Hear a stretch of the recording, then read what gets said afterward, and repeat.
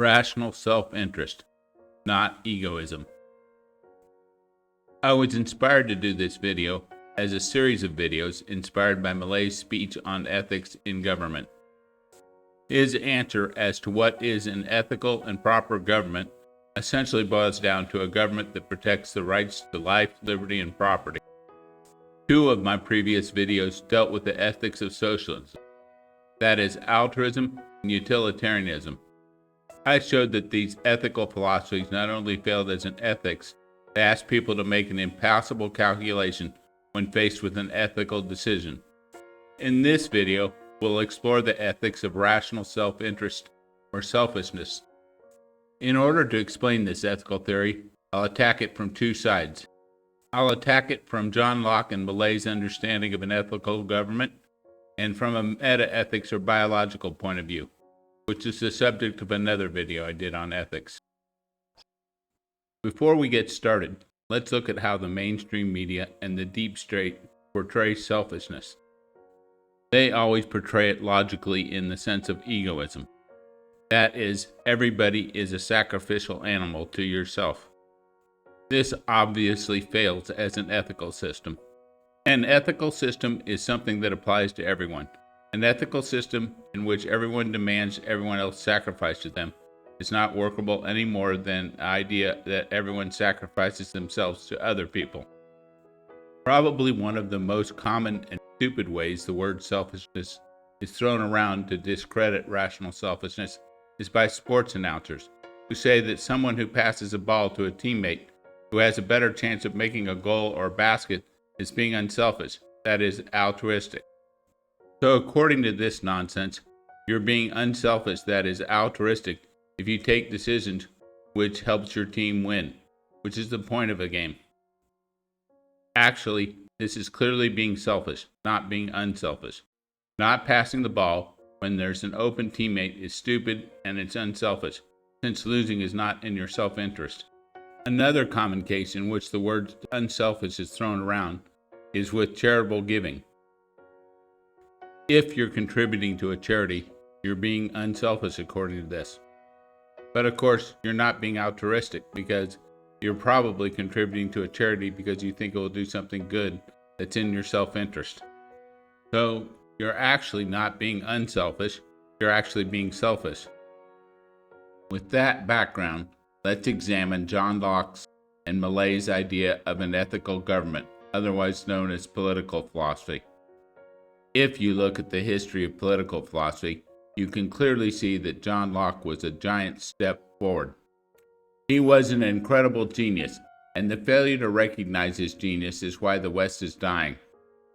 Or, as Millei stated, we're living through Ayn Rand's Atlas Shrugged actualized. As with most philosophical discussions, let's start with the two geniuses of philosophy known as Plato and Aristotle. Both philosophers wrote on politics, and Plato's ideal form of government was the philosopher king, which was an oligarchy.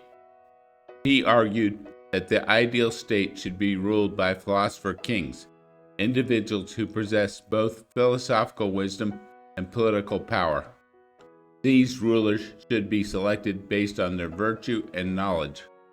It seems like a small step from Plato's philosopher king to the divine right of kings, which is what Locke was arguing against. Aristotle broke government into 6 types, 3 which he considered good: kingship, aristocracy, and polity, and 3 corrupt: tyranny, oligarchy, and democracy. It's interesting that he thought democracy was corrupt, while politicians of today use the incantation of democracy as the ultimate standard of good, while rigging elections and trying to throw their opponents off the ballot. I think it's fair to say that Aristotle did not have a fundamental conception of what is a proper government. He just has a sort of laundry list about what is good and bad about different types of governments. Then we skip forward over 1,000 years to the next big philosophical treatise on government, which was Thomas More's Utopia. Thomas More was an English lawyer and social philosopher who lived from 1478 to 1535. In his utopia, there's no private property and everything is shared communally, showing that socialism and communism started long before Marx. Utopia also has a very rigid structure where everyone has a specific, well-defined job to accomplish. This sounds more like an anthill than a structure for rational human beings. Because philosophers, particularly academic philosophers, fraudulently categorized Rousseau and Locke together, I want to talk about Rousseau's ideas on an ideal government, even though he lived after Locke.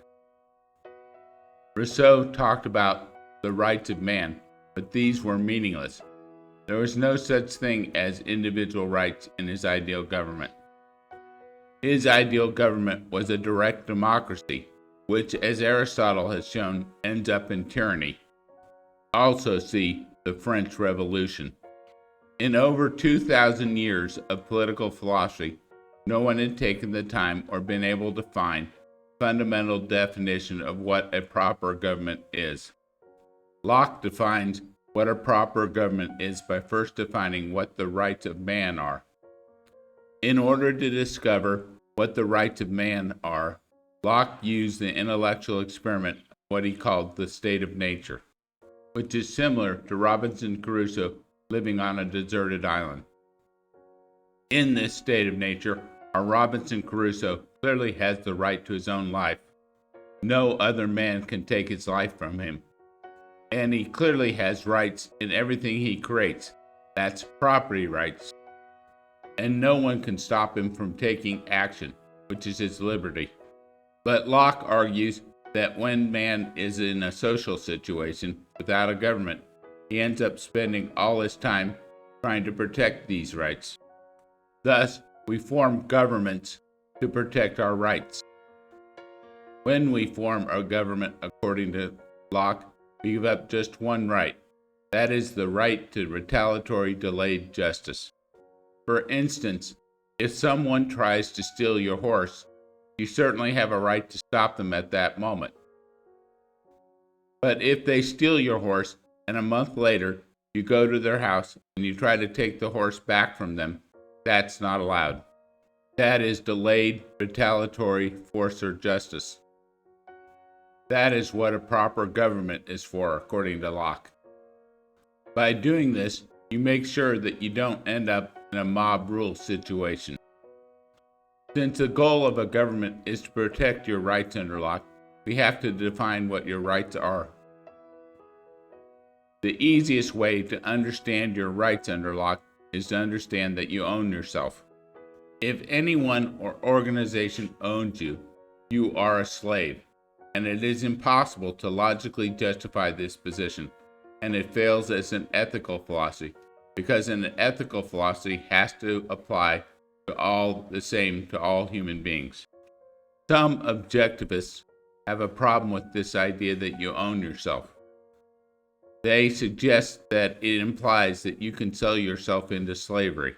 But in fact, this is not true. That's why they're called inalienable or unalienable rights. And these people don't understand how contracts work. You have to have consideration for a contract. What consideration can be given to a slave? There also has to be a party on both sides that can enforce the contract. This cannot be done if one of you is a slave. So this idea that self-ownership implies that you can be a slave is nonsense. Since you own yourself, you own the products of those things you create. That is, property rights. So what we call the right to self-defense comes straightforwardly from Locke, in that you own yourself and someone can't take your life from you. But as we've seen, the right to self-defense is only when you're in immediate danger. What Americans call the First Amendment rights, that is the right to freedom of speech, freedom of religion, and freedom of association, comes straightforwardly from the fact that you own yourself.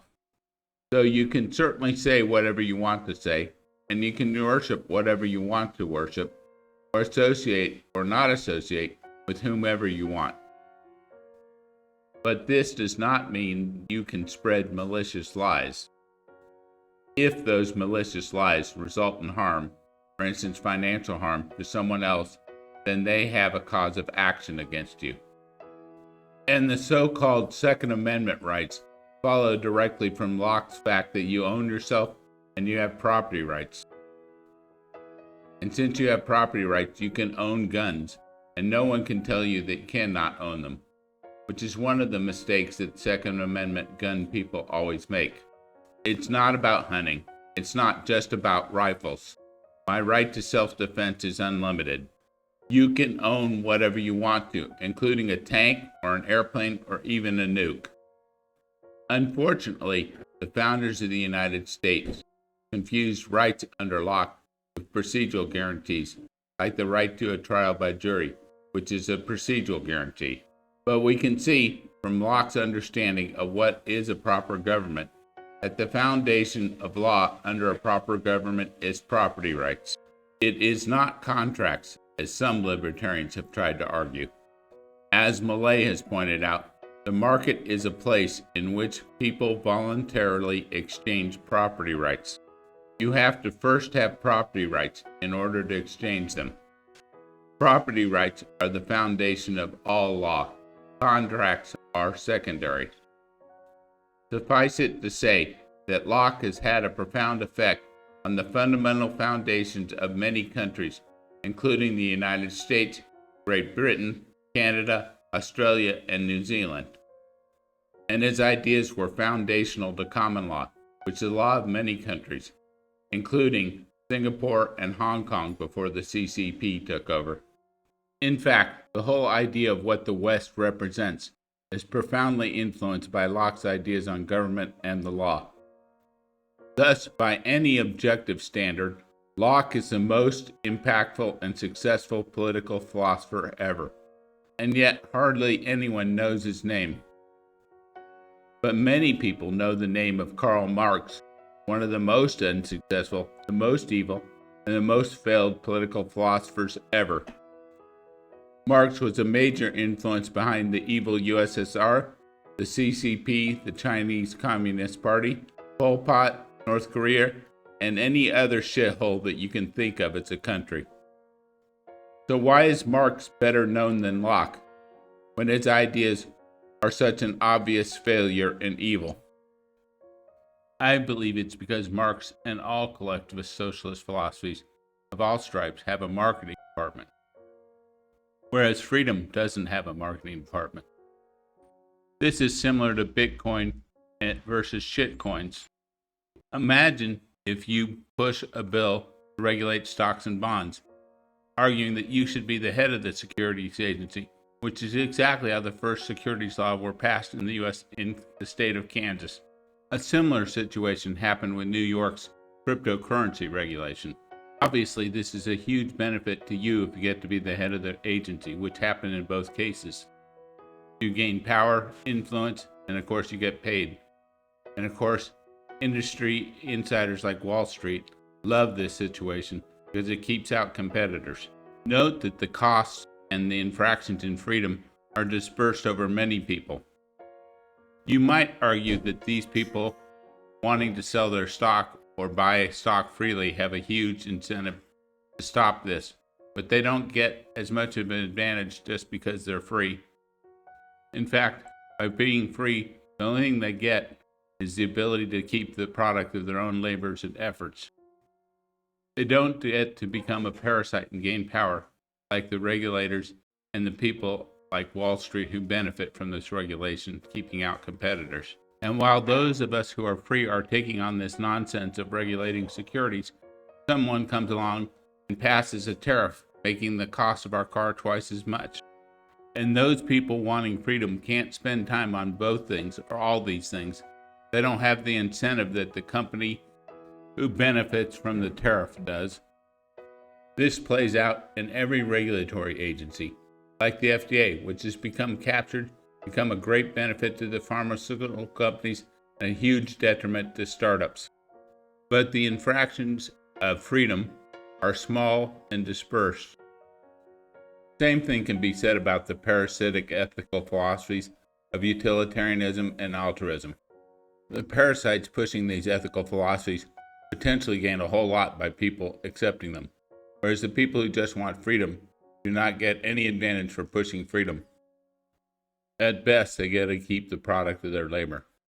The people who want freedom will quickly learn that they are getting screwed in society, so many of them will turn into being parasites themselves, turning the whole society into a parasitic hell, or as Millay puts it, Ayn Rand's Atlas Shrugged actualized. As amazing and profound as Locke's ideas were in political philosophy, unfortunately his ideas are not a complete ethics. Some libertarians try to substitute Locke's principles for a complete ethics, boiling ethics down to the non-aggression principle. But the non-aggression principle is not a complete ethics. It doesn't tell you, for instance, whether you are faced with a situation whether you should gamble, whether you should drink too much, or whether you should use reason or you should be irrational. None of these situations can be resolved using Locke's political philosophy or the non-aggression principle. And Locke was aware of this, so he attempted to create a complete ethical philosophy based on the idea of happiness, which is a hedonistic idea, and he was not successful. People often confuse ethics with politics. The two are not the same, and they don't have the same goals. And this leads to all sorts of problems. For instance, I may ethically denounce gambling. That does not mean I believe that the government should have a law against it. That's not the proper function of a government. I may ethically think that the idea of taking recreational drugs is a bad idea and should be discouraged. That does not mean that the government should be involved in this situation. That is not protecting someone's life, liberty, or property. It's interfering with their life, liberty, and property. The most glaring example of this is the laws against suicide. The clear implication is that you don't own your life, that the state does. Prostitution is another one where people confuse the role of government with ethics. Many people are ethically against women selling themselves for sex.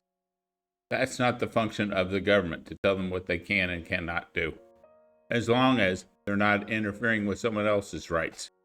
Dictators, tyrants, and charlatans love to confuse politics with ethics, allowing the politicians to gain more power over the people.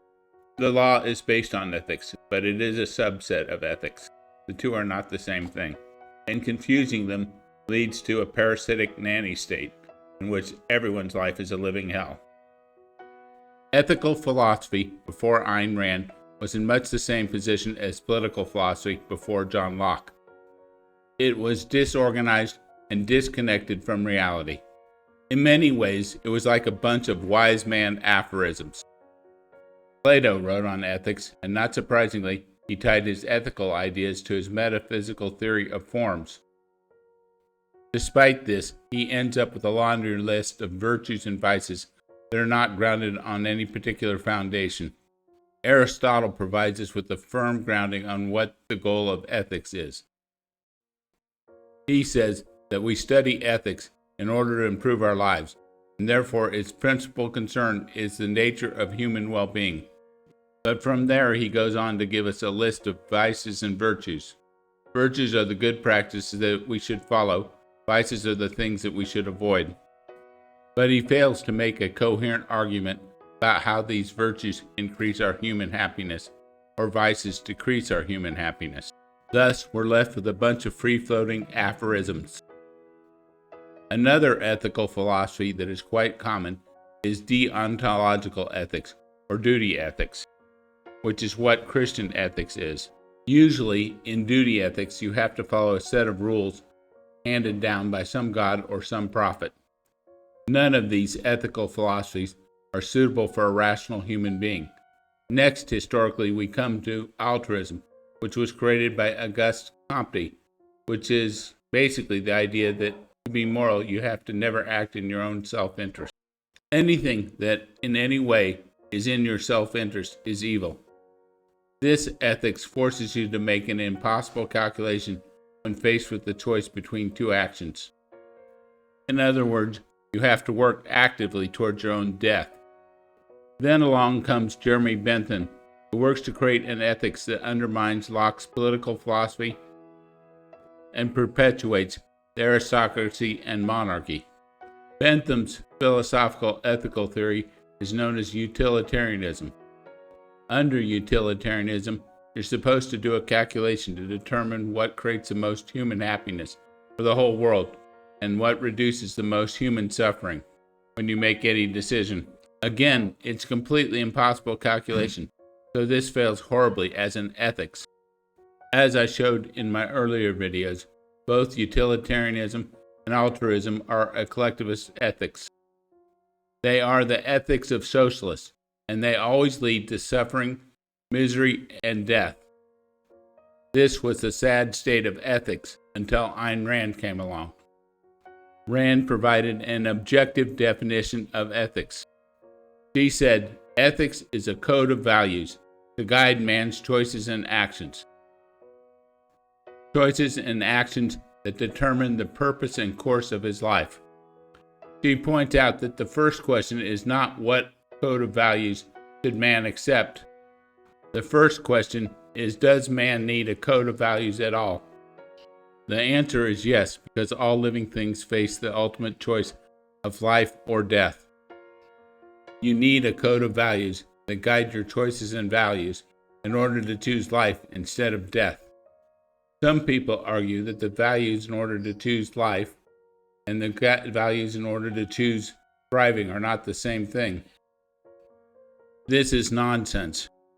No matter how much you thrive, you always face the choice of life or death. And these choices that produce life are those that produce thriving. Thriving biologically means you have enough energy available to support your life, not just for the next day or week, but for months or a year, which is exactly the same situation of trying to stay alive. You're trying to gain as much energy as possible, which means the codes and values are the same for thriving and for surviving. Rand grounds her ethics in biological reality.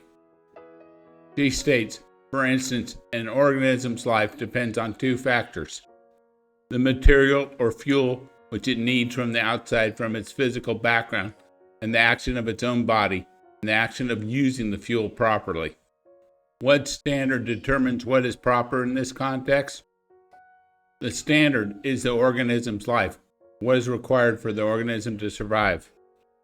I showed in my video on metaethics that, in fact, this grounding of ethics in biology shows that all biological organisms have an ethics or metaethics. I call it metaethics because it's not volitional. Rand goes on to state, if an organism fails in the basic functions required by its nature, it dies.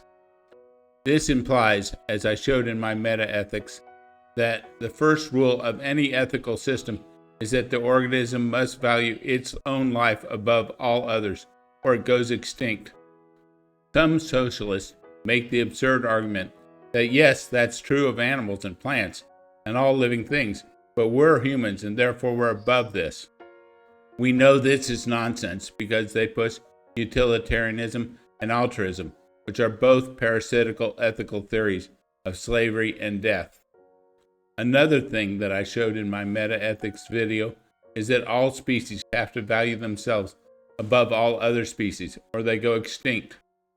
In other words, every species is speciest. Rand builds on these insights about ethics by noting the unique nature of humans, that they are rational animals. In other words, reason is our main tool of survival. As anyone can see, man is not particularly strong. He doesn't have sharp teeth or fangs. He relies on his ability to reason in order to survive. And by using reason, he's been able to become what is known as an apex predator, and is able to live in almost every climate around the world, which makes him a very unique species. But on top of that, man is the only species that's been able to escape the Malthusian trap. Our ability to reason and use reason to create things, to increase and improve our lives, is why we were able to escape the Malthusian trap. Thus, our most important value is reason, and our ability to reason, and any philosophical theory pushing anti-reason or limits of reason or rationalism, is pushing death. Our reason is what allows us to not only survive, but so-called thrive. Since everyone dies, I don't think there's a distinction. If there is a distinction, I would say the distinction is the amount of energy that you have available that is above what is necessary to just be at the Malthusian trap level. Some libertarians make the argument that every action you take is in your own self-interest. Since you decided to take that action, you must have had a reason why you wanted to take that action. Therefore, it's in your own self-interest. This is not rational selfishness. Rational selfishness is an ethical philosophy that has to apply to everyone to make any sense. Thus, we can say it is not selfish to choose irrationalism, which is choosing death. Taking unnecessary risk, or what is called thrill-seeking, is also not selfish. It's the opposite of selfish. You're playing roulette with your own life, which is not what selfishness is all about. Choosing to join an irrational cult is also not rational selfishness. So this idea of libertarians that just because you took the action, that it's therefore selfish, is wrong and nonsense. In fairness, it's a mistake that I have also made. Unfortunately, from my point of view, some people convinced Rand to give a list of virtues and vices, which I find quaint and old-fashioned at best, and unproductive and potentially damaging to her argument. The brilliant thing about Ayn Rand's ethics is not just a laundry list of free-floating vices and virtues. It's based on our objective reality of our biological nature, and it shows that all ethical choices can be derived from first principles. Rational selfishness is the ethics of life, whereas utilitarianism and altruism are the parasitic ethics that push slavery and death. Many of the other ethical systems, like the ones we discussed, are just free-floating aphorisms. So join me in choosing life. Long live freedom, damn it.